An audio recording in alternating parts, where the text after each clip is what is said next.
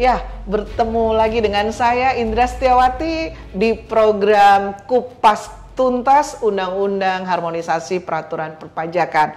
Kawan pajak di sana, kita sudah menghadirkan satu lagi narasumber handal, yaitu fungsional penyuluh muda dari Kanwil DJP Jakarta Selatan 2, yaitu Kang Roni Rovinka. Apa kabar Kang Roni? Baik, Miss. Selamat datang di studio kita hari ini untuk membahas dan mengupas tuntas tentang Undang-Undang Harmonisasi Peraturan Perpajakan.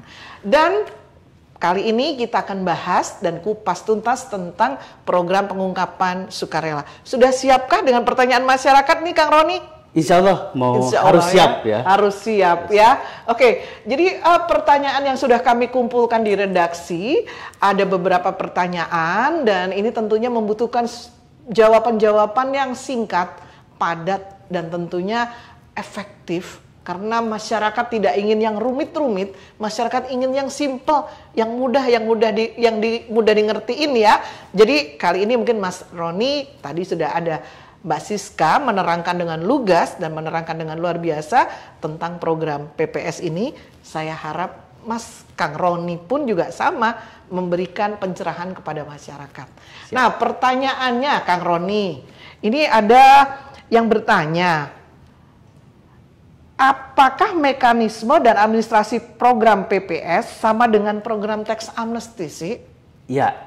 Ini mengenai mekanisme dan administrasi ya, Miss. Iya, betul. Nah, ya kalau dulu kan namanya tax amnesty. Itu programnya digulirkan tahun 2016, kurang lebih 5 tahun yang lalu ya. Iya. Nah, sekarang 5 tahun setelah undang-undang tax amnesty itu ada yang namanya Undang-Undang Harmonisasi Peraturan Perpajakan yang salah satunya membahas mengenai program pengungkapan sukarela. Program pengungkapan sukarela. Atau disebut dalam bahasa Inggrisnya Voluntary Disclosure Program. Yes. Ya. Nah, apakah mekanisme dan administrasinya sama? Ya, tentu saja karena memang kondisinya dulu 5 tahun yang lalu dengan kondisi saat ini memang berbeda.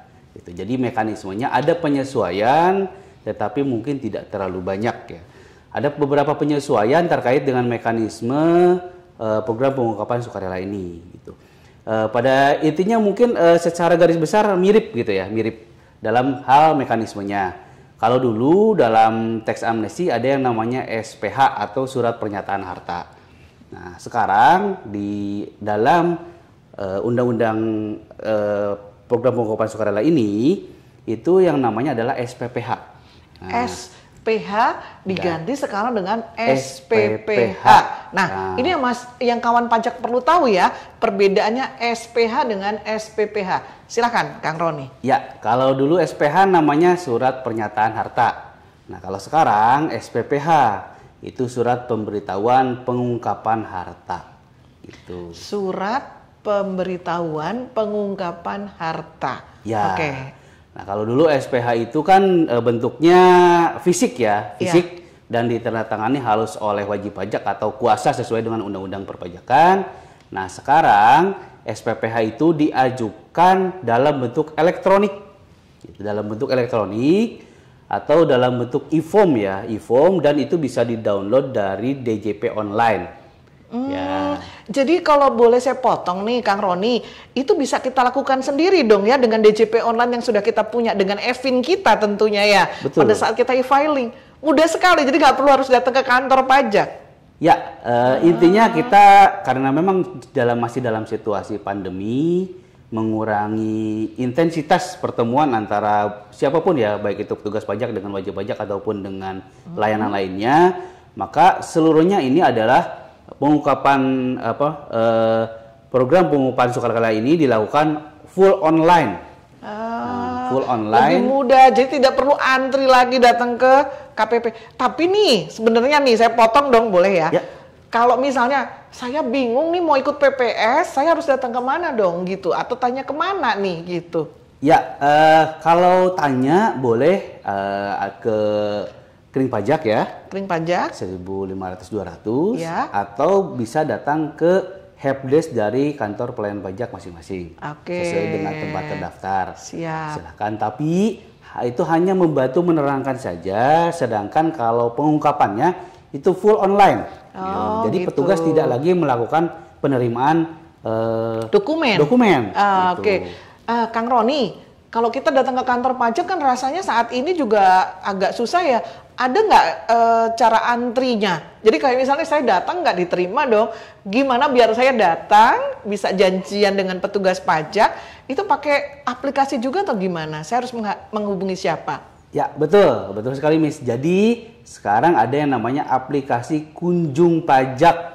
Ya, Oke. silakan. Jadi nih saya kalau saya mau menanyakan tentang PPS ini, yang pertama adalah saya ke Kunjung Pajak dulu. Saya antri, saya mengambil antrian untuk bisa datang bertemu dengan helpdesk yang ada di KPP. Lalu nanti saya akan bertanya beberapa hal yang perlu saya ketahui. Lalu setelah itu saya mengisi sendiri ya dengan DJP online, akun yang saya punya, seperti itu. Itu mekanisme yang mudah. Betul. Oke. Jadi memang full online dan mengisi sendiri. Ya. Oke. Boleh mungkin dilakukan pengisiannya dibantu oleh teman ataupun oleh petugas kita juga bisa saja. Tetapi itu full semuanya dilakukan secara online. Oke, siap. Jadi cukup mudah ya tentunya dan nggak perlu antri. Jadi kawan pajak di luar sana manfaatkan segera program yang luar biasa ini supaya kita bisa menunjukkan kepedulian kita kepada negeri ini dengan cara mengungkapkan secara sukarela harta kita, kewajiban perpajakan yang belum kita ungkapkan di dalam SPT tahunan. Oke, Kang Roni. Nah, nanti tadi kita sudah bicara tentang mekanisme dan administrasi. Lalu kapan sih periodenya ini supaya saya dan kawan pajak di luar sana bisa mengikuti program pengungkapan sukarela ini? Ya, baik, Miss. Perlu kita ingat dulu ya sebelumnya bahwa ini kan program pengungkapan sukarela ini ada pengurangan tarif ya, atau mungkin diskon lah bahasa kerennya, diskon. Ya. Yang namanya kalau kita belanja diskon nih, baik itu di mall ataupun belanja online, kan pasti waktunya terbatas kan, Miss. Betul, ya. Waktunya terbatas, ada jangka waktunya. Ya, kalau namanya diskon berlaku sepanjang waktu ya itu bukan diskon, tapi memang harganya segitu. Nah, ini karena udah ditetapkan. Sifatnya diskon atau mungkin pengurangan tarif, nah, maka diberlakukanlah jangka waktu tertentu yang sudah diatur oleh undang-undang. Ya, betul. Nah, jangka waktunya adalah gongnya atau mulainya itu adalah per 1 Januari 2022. Nah, sampai mungkin dengan tanggal 2 kali, Kang. Tanggal Iya. 1 masih libur ya. Tanggal 1 tahun baru kita. Ya, betul. Iya. Tetapi sebetulnya di aplikasinya sudah boleh karena online sudah ya. bisa. Oh online, iya, saya lupa. gitu. Jadi tanggal 1 sudah bisa langsung ikut program ini Boleh. karena bersifat online. Oke, lalu berakhirnya nih, Nah, berakhirnya. berakhir di 30 Juni 2022. Juni. Ya, jangan salah ya, Juni bukan Juli.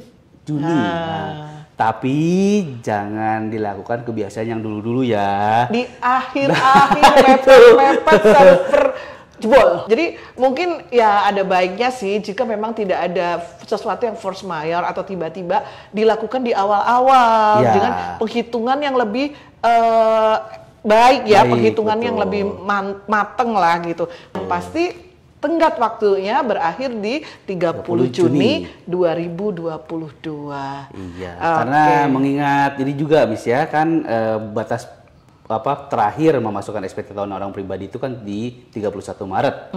Sehingga kalau misalnya dilakukan sebelum itu kan bisa memasukkan harta baru itu untuk SPT 2021. Ya. Gitu. Siap. Nah, tapi kawan pajak ya, tadi kita ngomong-ngomong soal SPT tahunan. Jangan lupa loh, saya ingatkan lagi ya.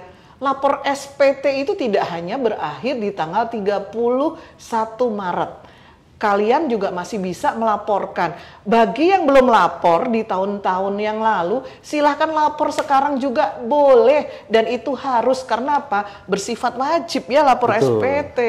Nah, itu tadi. Jadi kita bicaranya tadi mengenai jangka waktu PPS program ini dari tanggal 1 Januari 2020 dan berakhir di tanggal 2022 ya. 2022, maaf ya, 2 tahun kita terkena pandemi. Jadi rasanya terlalu cepat. Jadi 2022 dan berakhir di tanggal 30 Juni tahun 2022. Betul. Dan setelah tadi kita sudah tahu nih Kang Roni mengenai periode pelaksanaannya.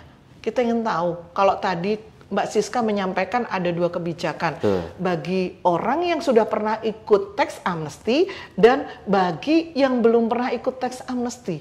Nah, ini supaya lebih jelas lagi, saya ingin menanyakan ke Kang Roni, siapa saja sih yang bisa memanfaatkan program pengungkapan sukarela ini? Ya, baik Miss.